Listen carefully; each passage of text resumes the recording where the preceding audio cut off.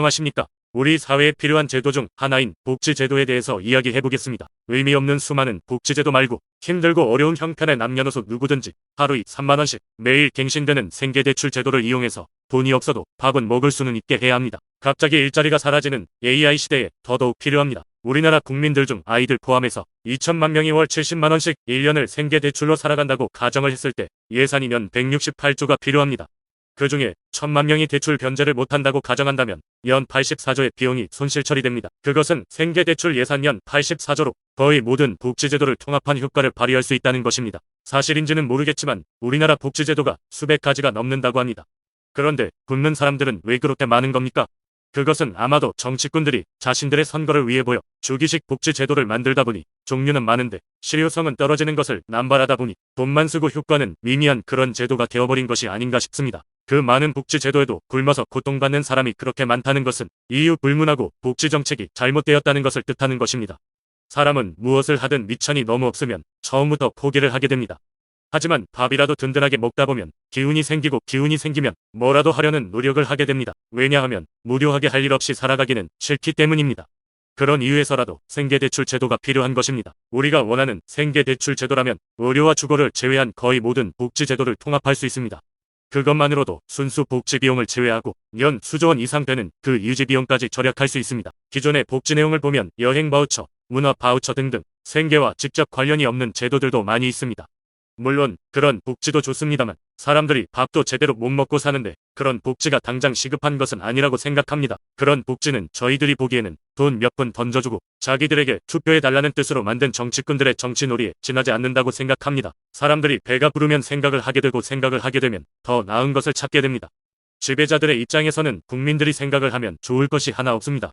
왜냐하면 더 좋은 것을 찾으려는 생각을 하게 되니까요. 즉 자신들의 무능함이 들켜서 더 이상 해먹지 못하기 때문에 자신이 지배자라고 생각하는 사람들은 국민들이 배가 불러지는 것을 결코 좋아하지 않습니다. 그렇게 해서 정치꾼들은 겨우 밥만 먹고 살 정도의 복지정책으로 다른 생각을 못하게 하고 오직 먹는 것만 신경 쓰며 살아가게 해서 자기들이 지배하기가 좋은 상태로 두고 언제든지 세뇌나 선동이 용이하게 하는 것입니다. 누군가가 주장하는 잘 사는 사람들이 희생해서 서민들이 잘 살게 해야 한다는 것은 단지 이상일 뿐입니다.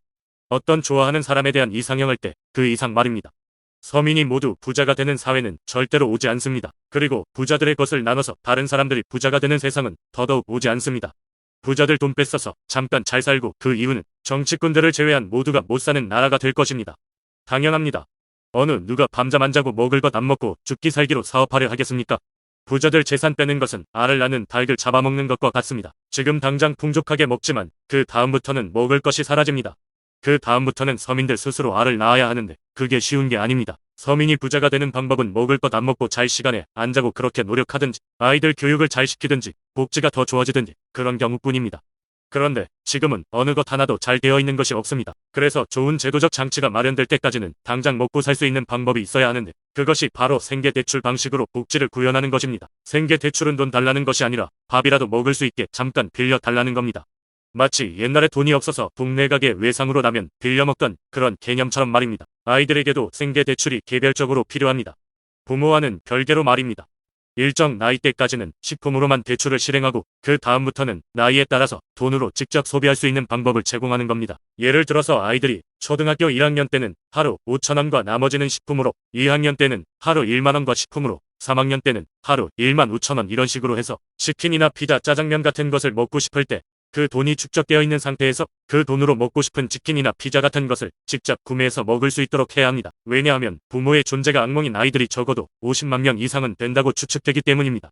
그런 아이들 중에 스스로 잘 컸어 다행히 사회에서 꿋꿋하게 살아가는 사람도 있겠지만 그중 10정도는 세상 막 사는 사람이 되어 사회에 심각한 피해를 입히면서 살아가는 사람이 될 수 있기 때문입니다. 그런 것을 미리 막을 수 있는 기능도 생계대출이 할 수 있는 것입니다. 무슨 일을 하든 먹는 것만이라도 국가가 보증을 해주면 약자나 서민들에게는 의지할 수 있는 부분이 생기는 것입니다.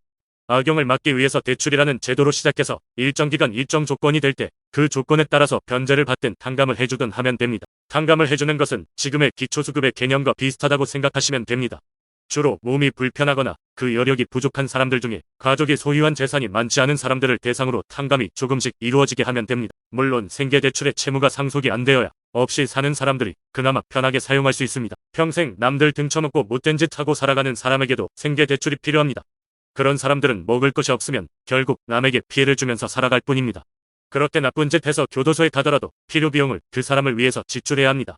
그럴 것 같으면 생계 대출을 해주면 다른 사람 피해도 줄일 수 있고 스스로 조금만 일해도 최소한의 원하는 것을 얻을 수 있으니 범죄가 많이 줄어들 것입니다. 그리고 생계 대출을 이용해도 일정 재산을 소유하게 될 때까지는 생계 대출 이용에는 영향이 없도록 해서 조금만 일해도 뭔가를 얻을 수 있다는 것을 배우다 보면 나중에는 좀 더 적극적으로 일하려고 노력할 것입니다. 생계 대출을 매일 모두를 사용하지 않는다면 그 금액이 약 50만 원 정도까지 모여지게 해서 그것을 일시에 사용할 수 있게 해줌으로 해서 필요한 부분에 그 돈을 사용할 수 있게 해야 합니다. 주로 공과금과 교통비 같은 경우 말입니다. 아이들은 좀 더 폭을 넓혀서 생필품 일체에 대해서 소비가 가능하도록 해야 하고요. 왜냐하면 어떤 아이들은 부모가 없는 것, 보다 못한 생활을 하는 아이들도 많이 있기 때문입니다.